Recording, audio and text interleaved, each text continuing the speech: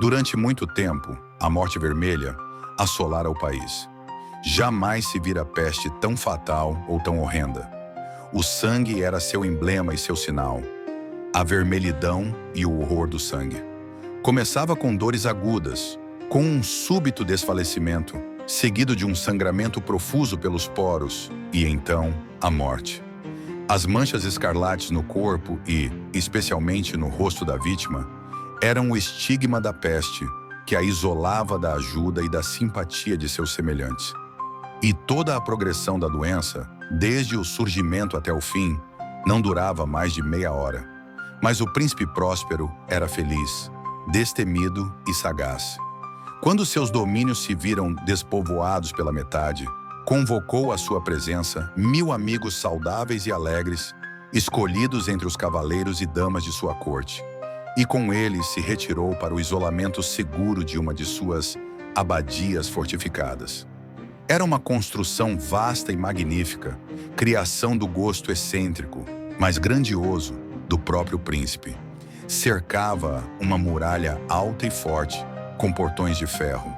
Uma vez lá dentro, os cortesãos trouxeram fornalhas e pesados martelos para soldar os ferrolhos. Decidiram não permitir qualquer meio de entrada ou saída, para se protegerem dos impulsos de desespero do exterior e dos frenesis do interior. A abadia estava amplamente abastecida. Com tais precauções, os cortesãos poderiam desafiar o contágio. O mundo externo que cuidasse de si mesmo. Nesse meio tempo, era loucura afligir-se ou pensar nele. O príncipe havia providenciado todos os meios de diversão. Havia bufões, improvisadores, bailarinos, músicos, beleza e vinho. Tudo isso e segurança estavam dentro. Lá fora, a morte vermelha. Ao fim do 5º ou 6º mês de reclusão, enquanto a peste graçava mais furiosamente lá fora, o príncipe Próspero ofereceu aos seus 1000 amigos um baile de máscaras da mais extraordinária magnificência. Que cena voluptuosa foi aquela mascarada! Mas primeiro, permitam-me descrever os salões onde ela se desenrolava. Era uma série imperial de 7 salões. Em muitos palácios, tais séries formam uma longa perspectiva em linha reta, quando as portas se abrem de par em par, permitindo uma vista desimpedida de todo o conjunto. Aqui, o caso era muito diferente, como se devia esperar do gosto bizarro do príncipe. Os aposentos estavam tão irregularmente dispostos que a visão abrangia pouco mais de um por vez. A cada 20 ou 30 metros, havia uma brusca curva, e a cada curva, um novo efeito. À direita e à esquerda, no meio de cada parede, uma alta e estreita janela gótica dava para um corredor fechado que seguia a sinuosidade dos salões. Essas janelas eram vitrais de vidro colorido, cuja tonalidade variava de acordo com a cor predominante da decoração da câmara em que se abriam. O salão mais a leste era decorado em azul, e as janelas eram de um azul vívido. O segundo era púrpura em todas as suas ornamentações, e as vidraças também eram púrpuras. O terceiro era verde, com janelas verdes. O quarto era alaranjado, com janelas da mesma cor. O quinto era branco, com janelas brancas. O sexto era violeta, com janelas violetas. O 7º salão estava inteiramente velado em tapeçarias negras que cobriam o teto e as paredes, caindo em pesadas dobras sobre um tapete do mesmo tecido e cor. Mas nesse salão, a cor das janelas não correspondia à decoração. Os painéis eram escarlates, de um vermelho profundo, cor do sangue. Nenhuma das 7 salas continha lâmpadas ou candelabros. Não havia luz alguma proveniente de lâmpadas ou velas nos corredores ou nos salões. Mas nos corredores que acompanhavam os salões, em frente a cada janela, havia uma pesada tocha que projetava sua luz através do vidro colorido, iluminando o interior da sala correspondente. E assim se produziam uma série de efeitos fantásticos. Mas no salão ocidental, de tapeçarias negras, a luz que passava pelas janelas escarlates caía com tal intensidade sobre as trevas que dava ao semblante dos que ali entravam uma aparência tão sinistra que poucos eram os que se aventuravam a penetrar naquele aposento. No salão, contra a parede ocidental, havia um gigantesco relógio de ébano. Seu pêndulo oscilava com um som surdo, pesado e monótono.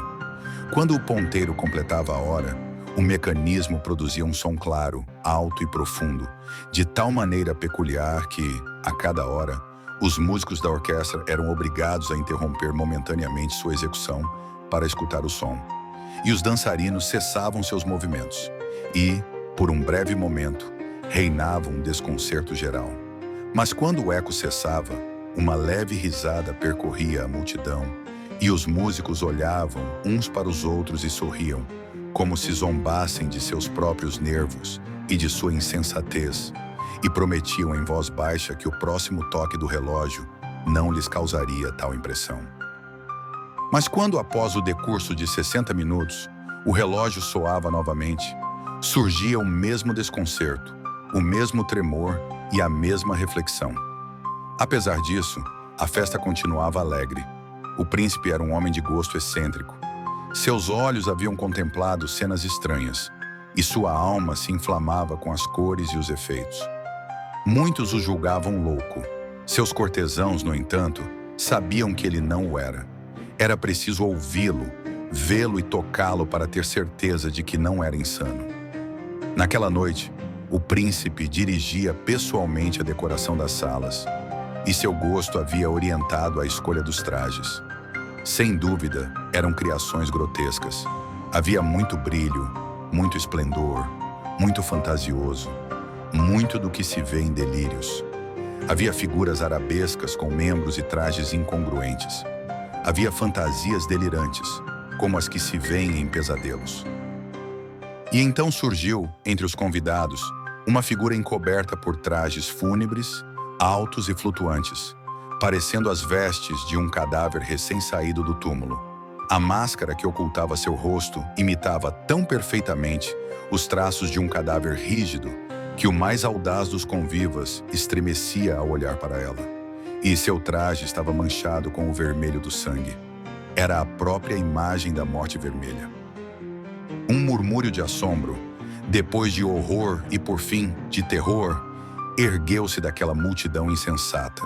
Ao fim, o próprio príncipe Próspero empalideceu de raiva ou medo. Mandou que detivessem o intruso, mas ninguém se moveu. O medo paralisara a todos. O príncipe, tremendo de fúria, correu através dos 6 salões, com uma adaga na mão. Mas ao alcançar o estranho no 7º salão, soltou um grito e caiu morto no chão. A figura mascarada, então, voltou-se para os presentes, e um a um todos tombaram. E então reconheceram a presença da morte vermelha. Viera como um ladrão na noite, e um a um caíram os convivas da festa nos salões ensanguentados. E o relógio de ébano, no salão negro, parou de bater. E as chamas das tochas se extinguiram, e a escuridão e a ruína e a morte vermelha dominaram tudo. Em um mundo mergulhado no terror da peste, um príncipe acredita poder escapar da morte se isolando em um castelo luxuoso, cercado por 1000 amigos e prazeres sem fim. Mas Edgar Allan Poe nos mostra com sua pena afiada que não há muralha que detenha o inevitável. A Máscara da Morte Vermelha é mais do que um conto gótico. É uma alegoria poderosa sobre a fragilidade da vida e a soberba humana diante do destino. No coração da história está o medo que todos carregamos, a certeza de que, por mais que fujamos, a morte nos encontrará. Ela não bate a porta, ela entra. E quando entra, ninguém permanece de pé. O castelo do príncipe Próspero é mais do que cenário. É o símbolo do corpo, do mundo fechado, da ilusão de controle. 7 salões, cada um com uma cor dominante, formam um percurso misterioso. Azul, púrpura, verde, laranja, branco, violeta. Até o último, negro com janelas escarlates, o vermelho do sangue, o fim da linha. Muitos estudiosos veem nessa sequência os 7 estágios da vida.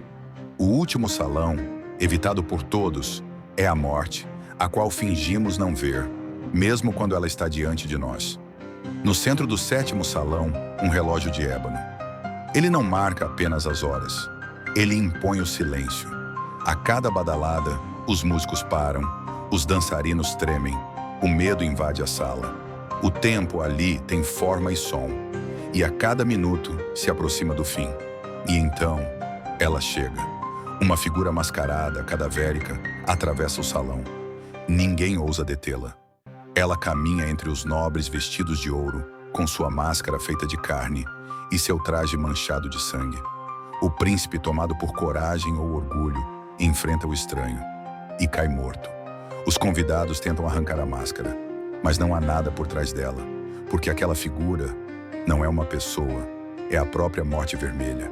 E um a um, todos caem, e com o último suspiro, o relógio se cala. A festa acaba, a vida termina, e a escuridão reina absoluta. Poe não escreve apenas para assustar, ele escreve para fazer pensar. Seu conto é um espelho sombrio da humanidade. Preferimos nos entreter, mascarar a realidade, ignorar o sofrimento alheio, mas a morte não esquece de ninguém. A máscara da Morte Vermelha é um lembrete cruel, mas necessário.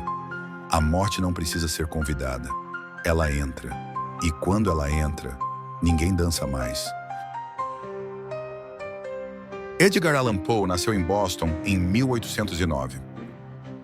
Filho de atores, ficou órfão ainda criança. A mãe morreu de tuberculose. O pai desapareceu. Poe foi adotado por uma família rica, mas nunca encontrou ali o afeto que precisava. Desde cedo mostrou talento para a escrita e também uma alma inquieta, marcada pela solidão e pelos excessos. Estudou em boas escolas, mas abandonou a universidade por dívidas. Ingressou no exército. Depois, mergulhou no jornalismo e na literatura. Viveu sempre entre o gênio e a tragédia. Publicou contos que hoje são clássicos, como O Coração Delator, A Queda da Casa de Usher, O Gato Preto e, claro, o poema que o imortalizou, O Corvo. Mas sua vida foi marcada por perdas e pobreza. Casou-se com a prima, Virginia, que morreu jovem, e ele nunca se recuperou. Em 1849, aos 40 anos, Poe foi encontrado delirando pelas ruas de Baltimore, usando roupas que não eram suas. Morreu dias depois, sem nunca recobrar a consciência. A causa da morte até hoje é um mistério. Edgar Allan Poe foi incompreendido em vida, mas reverenciado após a morte. Criou o conto policial, refinou o terror psicológico, transformou o medo em poesia. Sua obra atravessou os séculos e continua viva, em livros, filmes, músicas e na mente de quem ousa olhar para dentro da escuridão. Edgar Allan Poe nos ensinou que o horror verdadeiro não mora nos monstros, mora em nós.